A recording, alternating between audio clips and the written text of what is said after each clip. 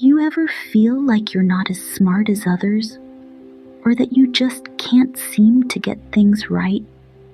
Have you ever experienced moments in life where you felt humiliated or rejected?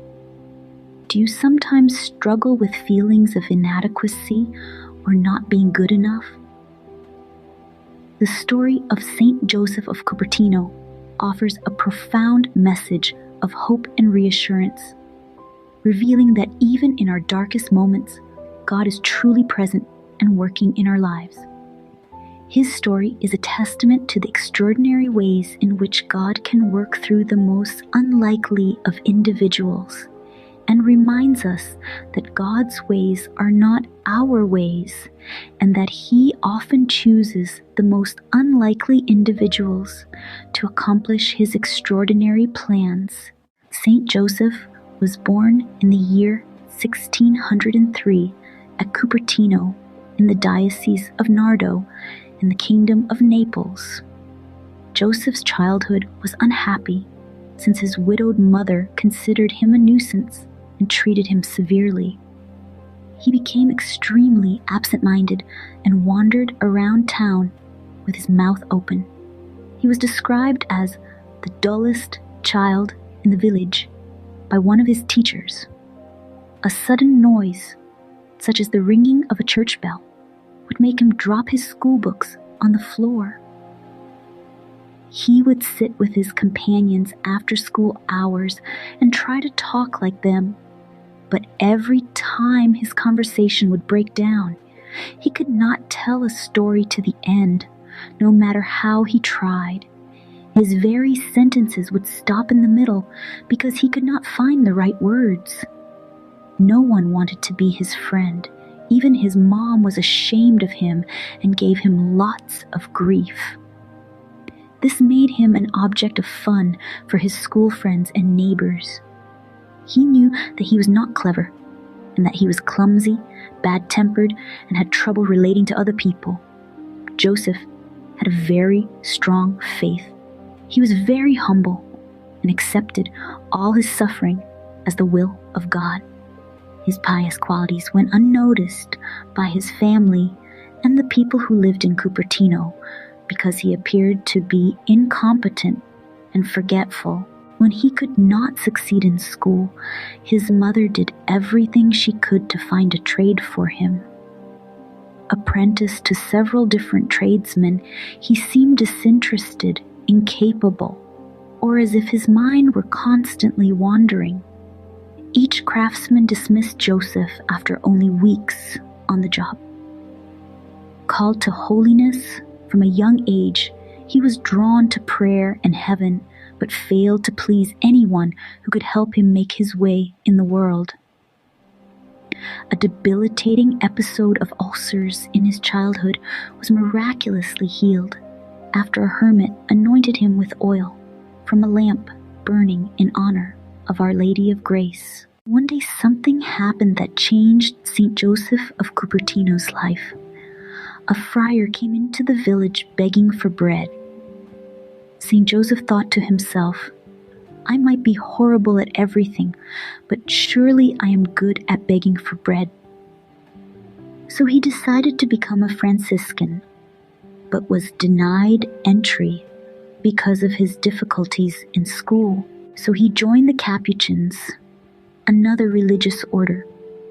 But 8 months later, they sent him away because he could not seem to do anything right. He dropped piles of dishes and kept forgetting to do what he was told.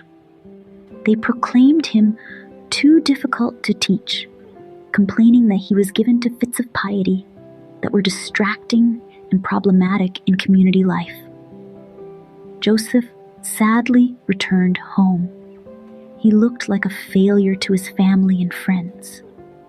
Believing that Joseph had brought disgrace upon her family, his mother was so embarrassed by his failures that she convinced his brother, who was a Franciscan monk, to keep him as a servant for the Franciscans in Gratella, Italy. He was taken in and his job was to take care of the donkeys and other animals, and cleaning out the stables, one of the lowliest jobs. Joseph became known as Brother Ass to the friars. If he were annoyed by the moniker, he did not show it. He began to use it in reference to himself and called himself Brother Ass for the rest of his life. Joseph spent his time in the stables, caring for the animals, shoveling hay and manure, and tending to other menial duties. About this time, Joseph began to change.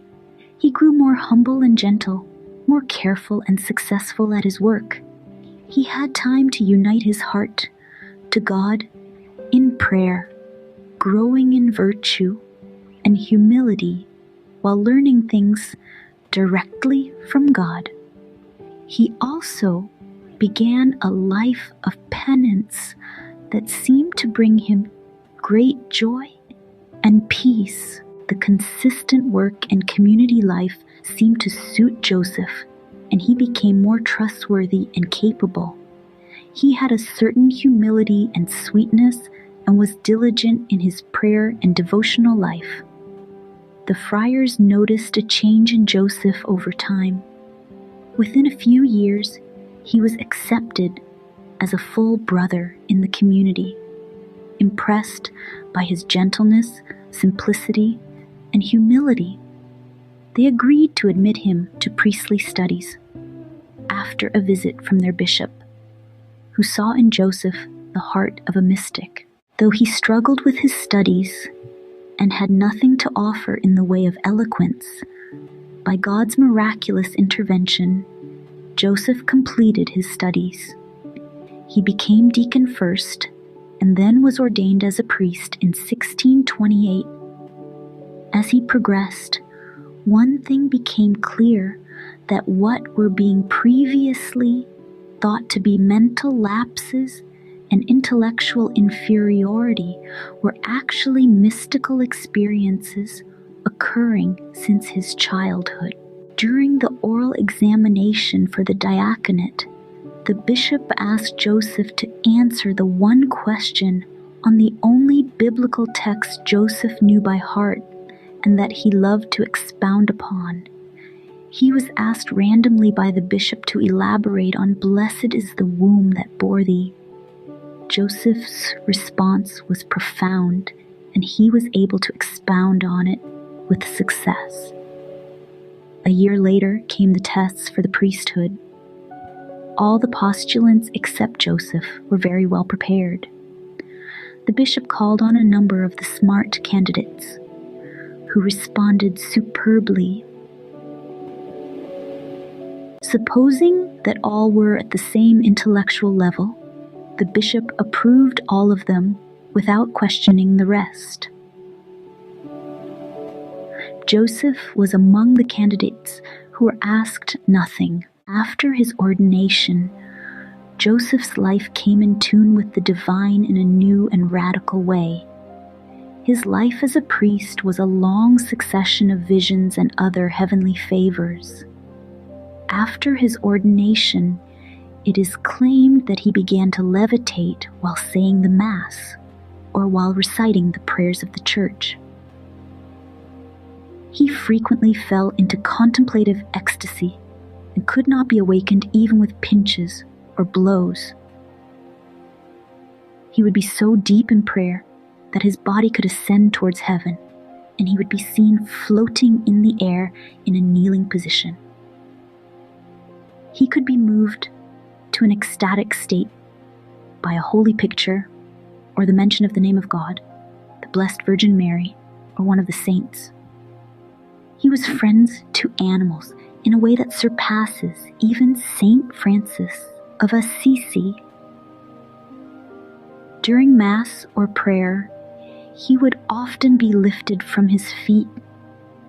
He was observed levitating more than 70 times. People gathered around the monastery out of curiosity or for entertainment, hoping to catch a glimpse of Saint Joseph.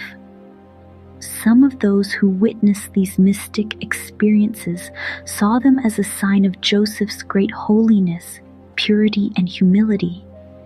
But his religious superiors thought that he was being disruptive and became a distraction to both the monastery and to others who came seeking novelty.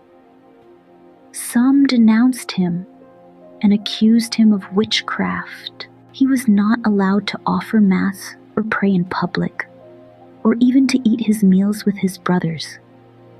They eventually isolated and stopped him from appearing in public, sent away to other friaries for scrutiny, to the Inquisition in Naples, and finally to Rome.